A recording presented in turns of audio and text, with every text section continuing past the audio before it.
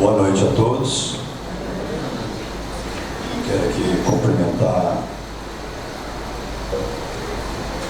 a nossa prefeita, que está nos prestigiando. É um orgulho muito grande para mim receber a mais alta autoridade desse município, e seu esposo, Juliano. Quero agradecer aqui a Thaís, que é a nossa curadora aqui do Centro Cultural Cecília Palmério. Quero agradecer a José Tobes Neto, da Construtora Tobes, que autorizou que a gente pudesse fazer esse evento na noite de hoje. Quero cumprimentar todos os membros da Academia de Letras, que é um orgulho para mim também a presença deles aqui nessa noite. Quero cumprimentar todos os meus amigos que estão presentes. É um orgulho para mim recebê-los nesta noite. Quero agradecer demais o meu amigo João Euripe Sabino, que dedicou de corpo e alma para que tudo isso acontecesse na noite de hoje. Uma pessoa que me impulsionou desde o início do meu primeiro livro até a noite de hoje. Ele se dedicou profundamente para que tudo acontecesse nessa noite. Eu quero agradecer profundamente, meu João, o seu empenho para que tudo isso aconteça.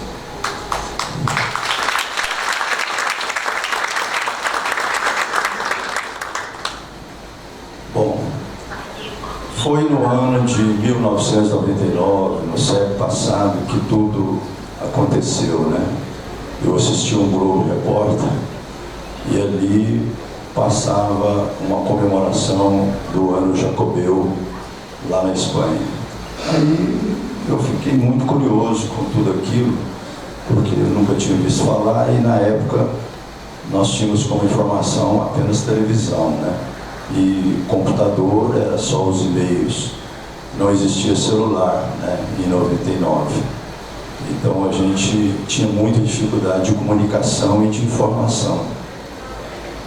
E na época eu me preocupei assim, em querer saber onde tudo começava e descobri que São Paulo tinha uma associação dos Amigos do Caminho de Santiago de Compostela.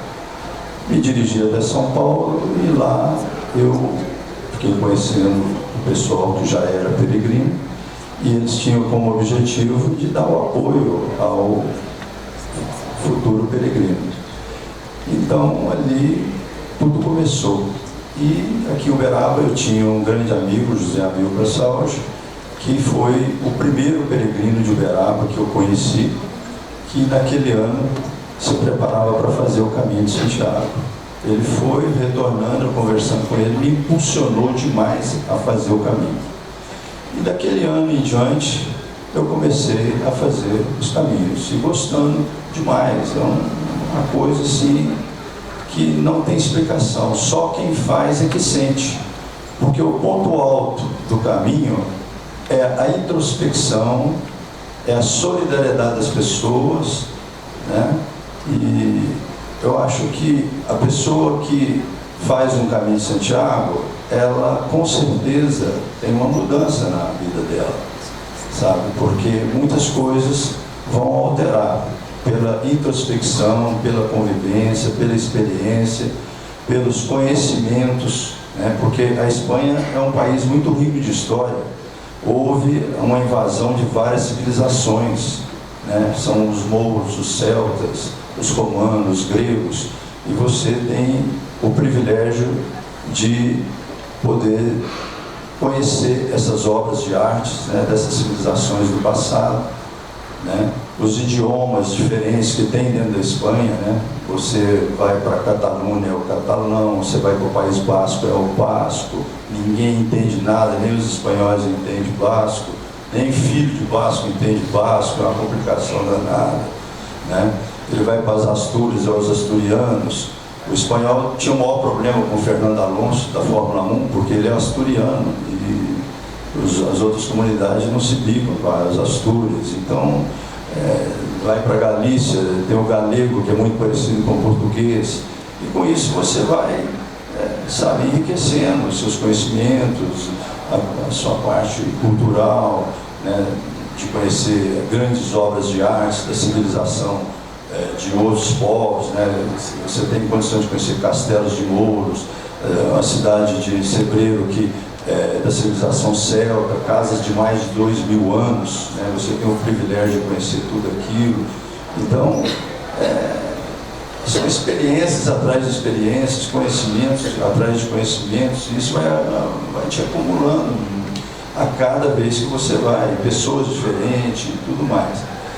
E com as dificuldades de comunicação, de informação, né, foi no ano, depois de uns 10 caminhos que eu já tinha feito, eu criei os 10 mandamentos do caminho de Santiago, que são 10 coisas importantes que a pessoa precisa saber para fazer um bom caminho, nada mais do que isso, né? Porque a pessoa às vezes está lá fazendo o caminho e não sabe por que está fazendo o caminho, não sabe nem quem foi Santiago, né, que foi um apóstolo de Cristo. Então, ele precisa ter conhecimento. Então, os 10 mandamentos nada mais do que 10 coisas importantes para ele fazer um bom caminho, conhecer a história, tomar atitude, eleger um caminho, porque são vários caminhos, né? A geografia, né, tem lá a cidade de Santiago, mas você pode ir pelo caminho do norte, você pode ir pelo caminho aragonês, pelo caminho francês, pelo sanabrês, pelo inglês, pelo lebaniego, pela Vila da Plata, pelos caminhos portugueses. Então, é uma gama de caminhos que te levam a Santiago. Como se fosse do Brasil, você ir para a Aparecida do Norte. Se você está em São Paulo é um caminho, se você está no Rio de Janeiro é outro, se você está em Belo Horizonte é outro, se você está em Uberaba é outro, e assim sucessivamente. É a geografia da Espanha, né? E aí o que acontece? Depois de tantas andanças, tantos caminhos, né? Aí a gente vê que a cidade de Padrón, que é uma cidade que está a 25 quilômetros de Santiago, é uma cidade em que o Santo Apóstolo, em vida, ele foi para o mar Mediterrâneo, subiu o Oceano Atlântico e chegou no Rio de Arousa, né, numa ria, que é uma baía, né, para nós em português. Ali chegando, ele ficou durante 4 anos predicando as palavras de Cristo, que é o que Jesus Cristo pediu aos seus apóstolos, continuar evangelizando as pessoas, né? E durante 4 anos ele ficou na cidade que chamava Ilha Flávia, que hoje se chama Padrón, né? Então, se ele viveu em Padrón durante 4 anos, e depois ele retorna a Jerusalém, e em Jerusalém, como ele era um líder muito forte, ele foi decapitado por ordem do rei Herodes Agripa. E antes dele ser decapitado, ele pede aos seus discípulos, Atanásio e Teodoro, que levasse seus restos mortais para Ilha Flávia, que era onde ele tinha vivido durante 4 anos. Bom, os seus discípulos, uma embarcação precária da época, retorna até a Ilha Flávia, e chegando lá, a rainha Lupa não permite que eles façam o enterro dos restos mortais de Tiago em Ilha Flávia. Olha, lá na frente tem o Monte Líbano, vocês vão para lá e levam os restos mortais dele para lá. Chega lá no Monte Líbano, era um cemitério da civilização romana que viveu naquele local antes de Cristo. E ali eles fizeram a cova e enterrou os restos mortais de Tiago ali. Aí houve um hiato na história do ano, isso aconteceu no ano 44. No ano 813, quer dizer, mais de 700 anos, né? Um pastor de nome Pelaio, pastorando as ovelhas, final de tarde, sempre via as estrelas caindo, que nada mais é que a Compostela, né? Que é chuva de estrela. E ele, direcionando para aquele local, ele reencontra os restos mortais de Tiago. Ele volta à cidade de Ilha Flávia e comunica ao arcebispo Teodomiro: olha, reencontrei os restos mortais daquele que fora um dos melhores amigos de Jesus Cristo, que é o santo apóstolo Tiago. Aí o arcebispo Teodomiro vai até o local, reconhece e vai para as Astúrias, em Oviedo, comunicar ao rei Alfonso II, que era a pessoa mais importante da Península Ibérica. E o rei Alfonso II, naquele momento, sai das Astúrias de Oviedo e vai para Monte Líbano com a sua cavalaria e manda construir a primeira igreja. E foi construída uma igreja de pedra simples e de madeira. Passados de 813 a 889, falece o rei Alfonso II e seu filho sucessor, rei Alfonso III, manda fazer uma segunda igreja. No ano 1020, mais ou menos, o Vaticano, sabendo que tinha essa igreja lá na Península Ibérica, manda construir a atual catedral. E aí nasce a cidade em torno dessa igreja, que é a cidade de Santiago de Compostela. Então a cidade de Santiago existe por conta dessa situação, mas na realidade era para tudo acontecer em Padrón, era onde era o desejo dele. Mas como tinha esse cemitério abandonado, eles se enterraram lá, não teve outra alternativa. Mas era tudo para acontecer em Padrón. Ele viveu 4 anos em Padrón, tem lá o altar onde ele predicava, que é um local que vocês vão ver as fotos do livro, né, do local.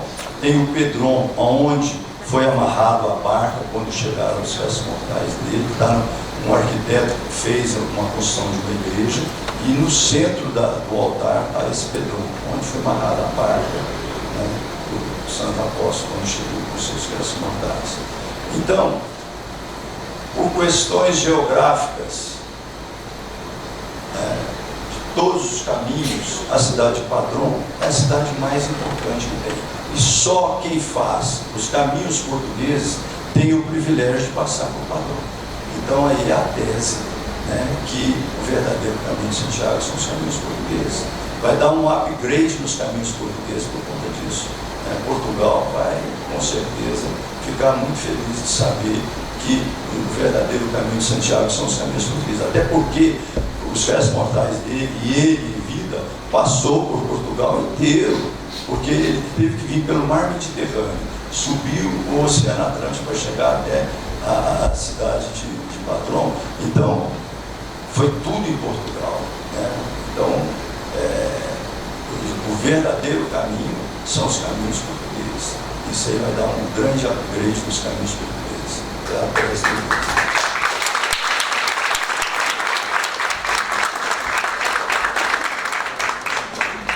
Não vou me alongar mais.